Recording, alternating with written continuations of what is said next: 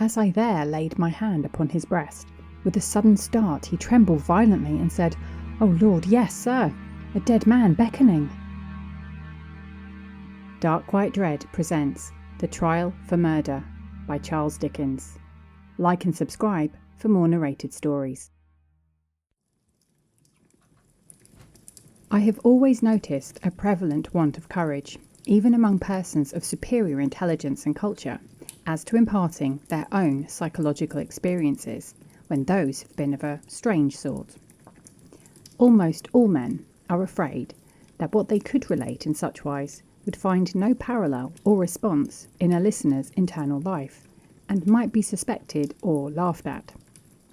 A truthful traveller, who should have seen some extraordinary creature in the likeness of a sea serpent, would have no fear of mentioning it. But the same traveller, having had some singular presentment, impulse, vagary of thought, vision, so called, dream, or other remarkable mental impression, would hesitate considerably before he would own to it. To this reticence I attribute much of the obscurity in which such subjects are involved. We do not habitually communicate our experiences of these subjective things as we do our experiences of objective creation. The consequence is that the general stock of experience in this regard appears exceptional, and really is so, in respect of being miserably imperfect. In what I am going to relate, I have no intention of setting up, opposing, or supporting any theory whatever. I know the history of the bookseller of Berlin. I have studied the case of the wife of a late Astronomer Royal as related by Sir David Brewster, and I have followed the minutest details of a much more remarkable case of spectral illusion occurring within my private circle of friends. It may be necessary to state as to this last, that the sufferer, a lady, was in no degree, however distant, related to me. A mistaken assumption on that head might suggest an explanation of a part of my own case, but only a part, which would be wholly without foundation. It cannot be referred to my inheritance of any developed peculiarity, nor had I ever before any at all similar experience, nor have I ever had any at all similar experience since. It does not signify how many years ago, or how few, a certain murder was committed in England, which attracted great attention. We hear more than enough of murderers as they rise in succession to their atrocious eminence, and I would bury the memory of this particular brute, if I could, as his body was buried, in Newgate Jail. I purposely abstain from giving any direct clue to the criminal's individuality. When the murder was first discovered, no suspicion fell, or I ought rather to say, for I cannot be too precise in my facts, it was nowhere publicly hinted that any suspicion fell on the man who was afterwards brought to trial. As no reference was at that time made to him in the newspapers, it is obviously impossible that any description of him can at that time have been given in the newspapers. It is essential that this fact be remembered. Unfolding at breakfast my morning paper, containing the account of that first discovery, I found it to be deeply interesting, and I read it with close attention. I read it twice, if not 3 times. The discovery had been made in a bedroom, and when I laid down the paper, I was aware of a flash, a rush, a flow, I do not know what to call it. No word I can find is satisfactorily descriptive, in which I seemed to see that bedroom passing through my room, like a picture impossibly painted on a running river. Though almost instantaneous in its passing, it was perfectly clear. So clear that I distinctly, and with a sense of relief, observed the absence of the dead body from the bed. It was in no romantic place that I had had this curious sensation, but in chambers in Piccadilly, very near to the corner of St. James's Street. It was entirely new to me. I was in my easy chair at the moment, and the sensation was accompanied with a peculiar shiver which started the chair from its position. But it is to be noted that the chair ran easily on casters. I went to one of the windows, there are 2 in the room, and the room is on the 2nd floor, to refresh my eyes with the moving objects down in Piccadilly. It was a bright autumn morning, and the street was sparkling and cheerful. The wind was high. As I looked out, It brought down from the park a quantity of fallen leaves, which a gust took and whirled into a spiral pillar. As the pillar fell and the leaves dispersed, I saw two men on the opposite side of the way, going from west to east. They were one behind the other. The foremost man often looked back over his shoulder. The second man followed him at a distance of some 30 paces, with his right hand menacingly raised. First, the singularity and steadiness of this threatening gesture in so public a thoroughfare attracted my attention. And next, the more remarkable circumstance that nobody heeded it. Both men threaded their way among the other passengers with a smoothness hardly consistent even with the action of walking on a pavement. And no single creature that I could see gave them place, touched them, or looked after them. In passing before my windows, they both stared up at me. I saw their two faces very distinctly, and I knew that I could recognise them anywhere. Not that I had consciously noticed anything very remarkable in either face, except that the man who went first had an unusually lowering appearance, and that the face of the man who followed him was the colour of impure wax. I am a bachelor, and my valet and his wife constitute my whole establishment. My occupation is in a certain branch bank, and I wish that my duties as head of a department were as light as they are popularly supposed to be. They kept me in town that autumn when I stood in need of a change. I was not ill, but I was not well. My reader is to make the most that can be reasonably made of my feeling jaded, having a depressing sense upon me of a monotonous life, and being slightly dyspeptic. I am assured by my renowned doctor that my real state of health at that time justifies no stronger description, and I quote his own from his written answer to my request for it. As the circumstances of the murder, gradually unravelling, took stronger and stronger possession of the public mind, I kept them away from mine by knowing as little about them as was possible in the midst of the universal excitement. But I knew that a verdict of wilful murder had been found against the suspected murderer, and that he had been committed to Newgate for trial. I also knew that his trial had been postponed over 1 sessions of the Central Criminal Court, on the ground of general prejudice and want of time for the preparation of the defence. I may further have known, but I believe I did not, when, or about when, the sessions to which his trial stood postponed would come on. My sitting room, bedroom and dressing room are all on one floor. With the last there is no communication but through the bedroom. True, there is a door in it, once communicating with the staircase, but a part of the fitting of my bath has been, and had then been for years, fixed across it. At the same period, and as part of the same arrangement, the door had been nailed up and canvassed over. I was standing in my bedroom late one night, giving some directions to my servant before he went to bed. My face was towards the only available door of communication with the dressing room, and it was closed. My servant's back was towards that door. While I was speaking to him, I saw it open and a man look in, who very earnestly and mysteriously beckoned to me. That man was the man who had gone second of the two along Piccadilly, and whose face was of the colour of impure wax. The figure, having beckoned, drew back and closed the door. With no longer pause than was made by my crossing the bedroom, I opened the dressing-room door and looked in. I had a lighted candle already in my hand. I felt no inward expectation of seeing the figure in the dressing-room, and I did not see it there. Conscious that my servant stood amazed, I turned round to him and said, "Derek, could you believe that in my cool senses I fancied I saw a—" As I there laid my hand upon his breast, with a sudden start he trembled violently and said, "Oh Lord, yes, sir, a dead man beckoning."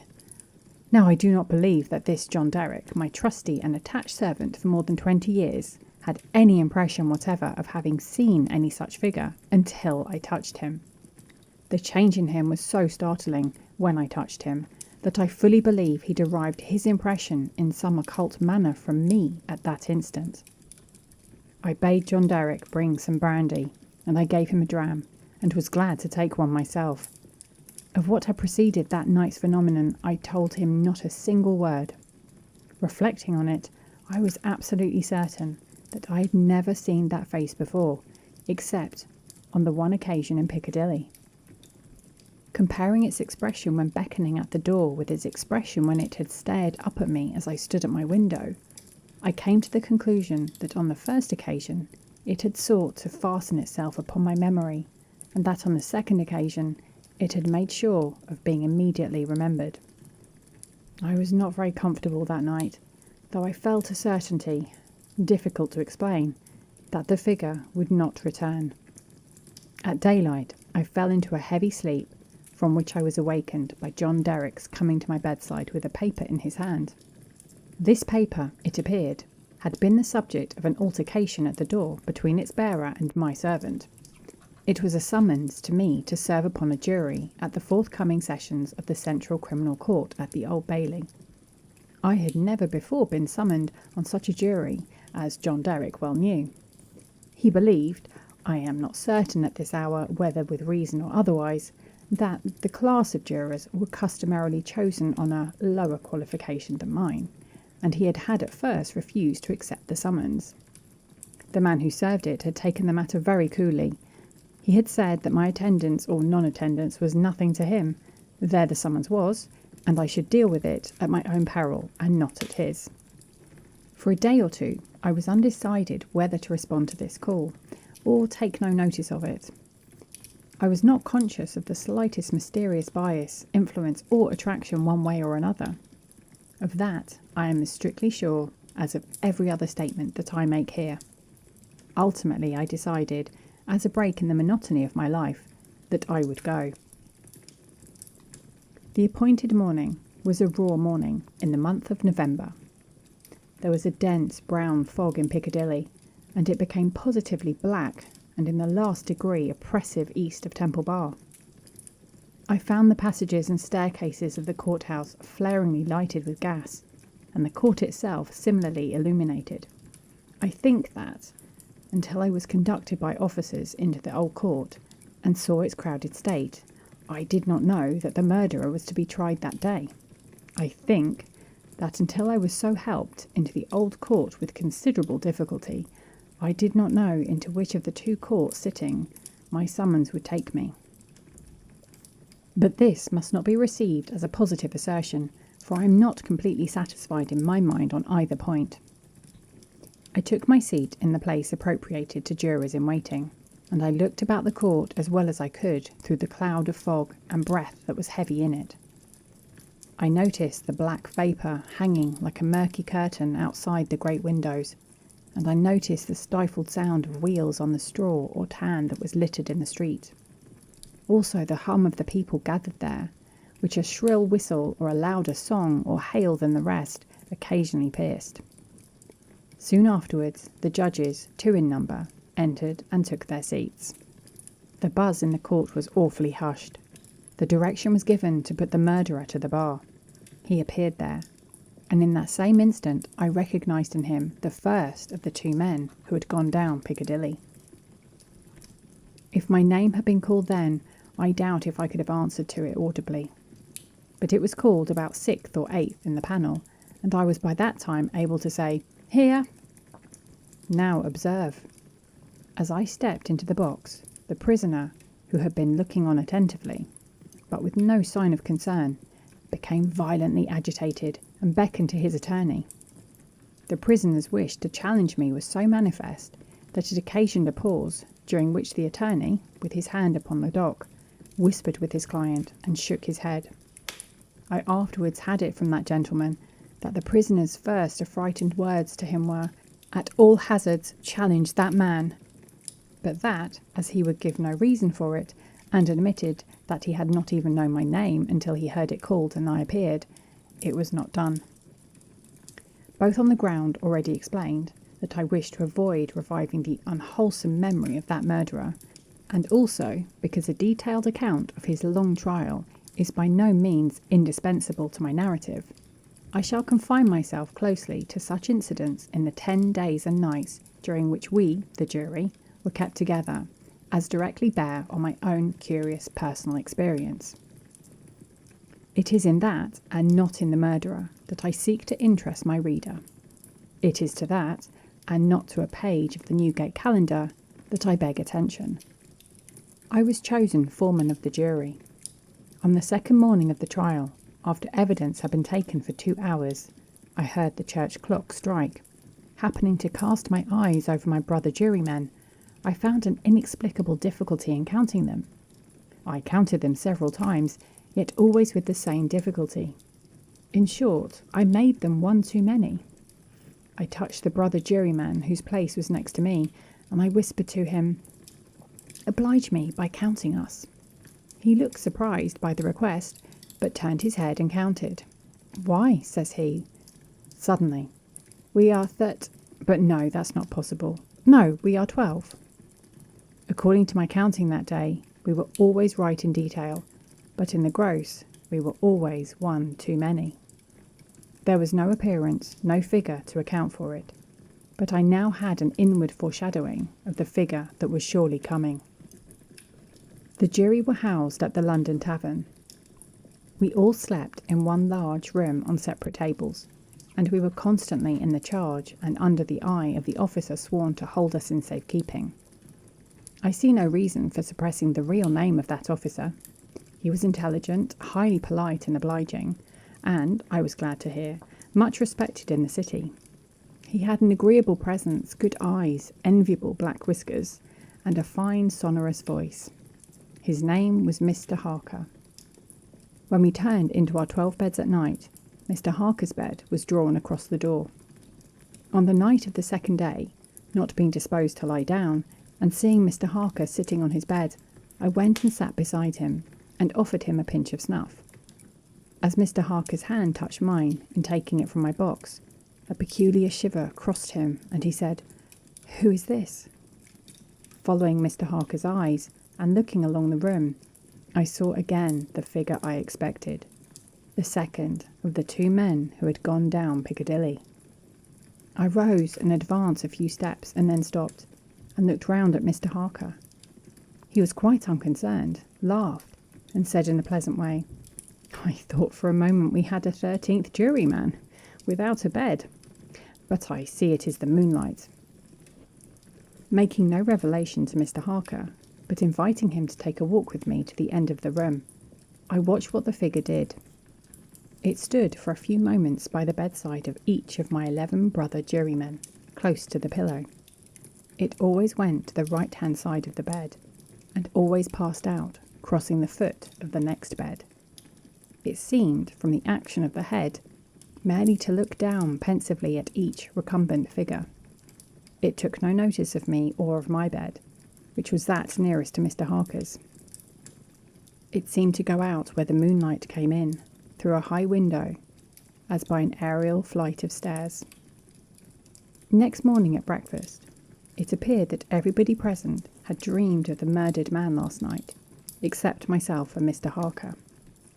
I now felt as convinced that the second man who had gone down Piccadilly was the murdered man, so to speak, as if it had been borne into my comprehension by his immediate testimony. But even this took place, and in a manner for which I was not at all prepared.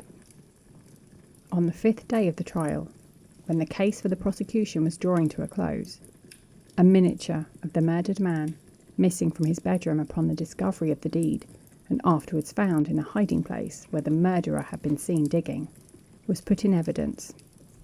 Having been identified by the witness under examination, it was handed up to the bench, and thence handed down to be inspected by the jury. As an officer in a black gown was making his way with it across to me, the figure of the second man who had gone down Piccadilly impetuously started from the crowd, caught the miniature from the officer, and gave it to me with his own hands, at the same time saying, in a low and hollow tone, before I saw the miniature, which was in a locket, "I was younger then, and my face was not then drained of blood." It also came between me and the brother juryman to whom I would have given the miniature, and between him and the brother juryman to whom he would have given it, and so passed it on through the whole of our number and back into my possession. Not one of them, however, detected this. At table, and generally, when we were shut up together in Mr. Harker's custody, we had from the first naturally discussed the day's proceedings a good deal. On that 5th day, the case for the prosecution being closed, and we having that side of the question in a completed shape before us, our discussion was more animated and serious. Among our number was a vestryman, the densest idiot I have ever seen at large, who met the plainest evidence with the most preposterous objections, and who was sided with by 2 flabby, parochial parasites, all 3 impanelled from a district so delivered over to fever that they ought to have been upon their own trial for 500 murders. When these mischievous blockheads were at their loudest, which was towards midnight, while some of us were already preparing for bed, I again saw the murdered man. He stood grimly behind them, beckoning to me. On my going towards them and striking into the conversation, he immediately retired. This was the beginning of a separate series of appearances, confined to that long room in which we were confined.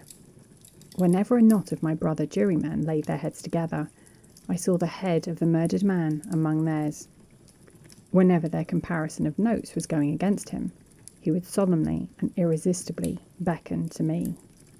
It will be borne in mind that down to the production of the miniature, on the 5th day of the trial, I had never seen the appearance in court. 3 changes occurred now that we entered on the case for the defence. 2 of them I will mention together first. The figure was now in court continually, and it never there addressed itself to me, but always to the person who was speaking at the time.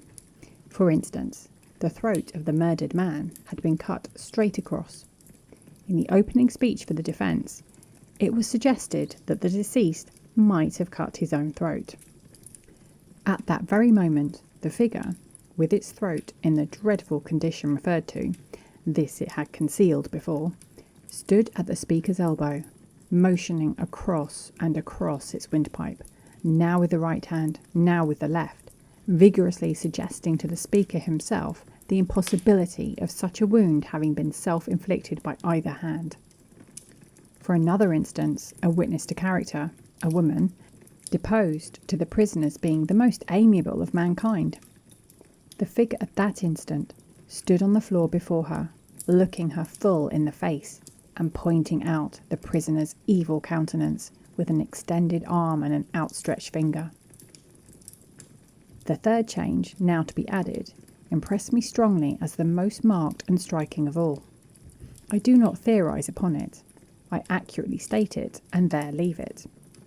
Although the appearance was not itself perceived by those whom it addressed, its coming close to such persons was invariably attended by some trepidation or disturbance on their part. It seemed to me as if it were prevented, by laws to which I was not amenable, from fully revealing itself to others, and yet as if it could, invisibly, dumbly and darkly, overshadow their minds. When the leading counsel for the defence suggested that hypothesis of suicide, and the figure stood at the learned gentleman's elbow, frightfully sawing at its severed throat, it is undeniable that the counsel faltered in his speech, lost for a few seconds the thread of his ingenious discourse, wiped his forehead with his handkerchief, and turned extremely pale. When the witness to character was confronted by the appearance, her eyes most certainly did follow the direction of its pointed finger, and rest in great hesitation and trouble upon the prisoner's face. 2 additional illustrations will suffice. On the 8th day of the trial, after the pause which was every day made early in the afternoon, for a few minutes' rest and refreshment, I came back into court with the rest of the jury some little time before the return of the judges. Standing up in the box and looking about me, I thought the figure was not there, until, chancing to raise my eyes to the gallery, I saw it bending forward and leaning over a very decent woman, as if to assure itself whether the judges had resumed their seats or not. Immediately afterwards, that woman screamed, fainted, and was carried out. So with the venerable, sagacious, and patient judge who conducted the trial. When the case was over, and he settled himself and his papers to sum up, the murdered man, entering by the judge's door, advanced to his lordship's desk, and looked eagerly over his shoulder at the pages of his notes which he was turning. A change came over his lordship's face. His hand stopped. The peculiar shiver that I knew so well passed over him.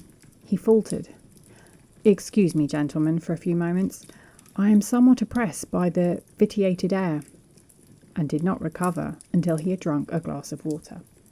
Through all the monotony of 6 of those interminable 10 days, the same judges and others on the bench, the same murderer in the dock, the same lawyers at the table, the same tones of question and answer rising to the roof of the court, the same scratching of the judge's pen, the same ushers going in and out, the same lights kindled at the same hour, when there had been any natural light of day, the same foggy curtain outside the great windows when it was foggy, the same rain pattering and dripping when it was rainy, the same footmarks of turnkeys and prisoner day after day on the same sawdust, the same keys locking and unlocking the same heavy doors, through all the wearisome monotony which made me feel as if I had been foreman of the jury for a vast crowd of time, and Piccadilly had flourished covertly with Babylon, the murdered man never lost one trace of his distinctness in my eyes, nor was he at any moment less distinct than anybody else. I must not omit, as a matter of fact, that I never once saw the appearance, which I call by the name of the murdered man, look at the murderer. Again and again I wondered, why does he not? But he never did. Nor did he look at me after the production of the miniature, until the last closing minutes of the trial arrived. We retired to consider at 7 minutes before 10 at night. The idiotic vestryman and his 2 parochial parasites gave us so much trouble that we twice returned into court to beg to have certain extracts from the judge's notes reread. 9 of us had not the smallest doubt about those passages, neither, I believe, had anyone in the court. The dunderhead triumvirate, having no idea but obstruction, disputed them for that very reason. At length we prevailed, and finally the jury returned into court at 10 minutes past 12.